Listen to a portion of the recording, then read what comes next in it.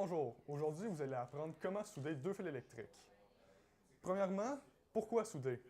Bien, on soude puisque lorsqu'on veut joindre deux fils, bien, si on ne fait pas de soudure entre ces deux fils, la moindre tension va les séparer, ce qui peut être dangereux ou énervant, dans le meilleur des cas. Ensuite, comment souder? Eh bien, on soude premièrement grâce à un fer à souder et à de l'étain. On utilise l'étain puisque c'est un métal mou qui fond à de très basses températures, ce qui permet de faire des soudures avec le moins de danger possible. Il existe aussi plusieurs tailles d'étain. On adapte la taille de l'étain à la taille du fil. Donc, pour des petits fils, on utilise des petites tailles d'étain. Premièrement, supposons que j'ai déjà choisi la longueur de fil dont j'ai besoin. Je sors un ciseau et je coupe mes fils. On referme le ciseau de façon sécuritaire. Suite à ça, on utilise un wire stripper pour dénuder la partie de fil dont on a besoin.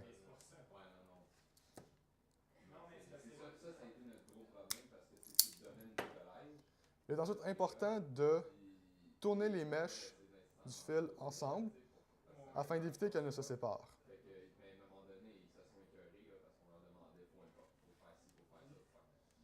On fait ça sur les deux fils. Puis, le moment le plus important, on tourne les fils l'un autour de l'autre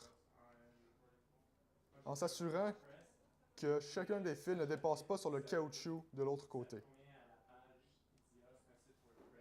Comme ça.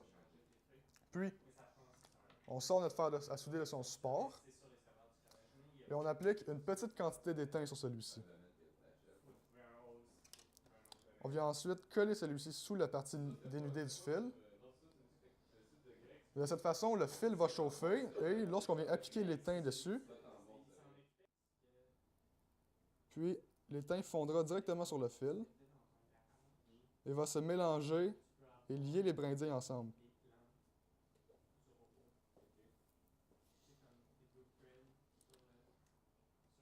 Et voilà, la soudure est complétée. Il ne reste qu'à laisser refroidir. Une fois que la soudure a fini de refroidir, il est important de la couvrir pour éviter tout court-circuit. Donc, on se prend une petite longueur de tape électrique qu'on coupe le plus proprement possible. Puis, il suffit d'entourer la soudure et, au besoin, de couper l'excédent.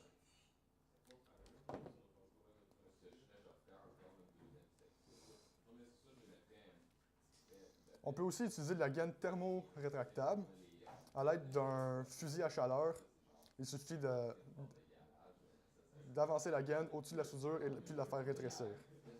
Et voilà, vous avez maintenant un fil comme neuf.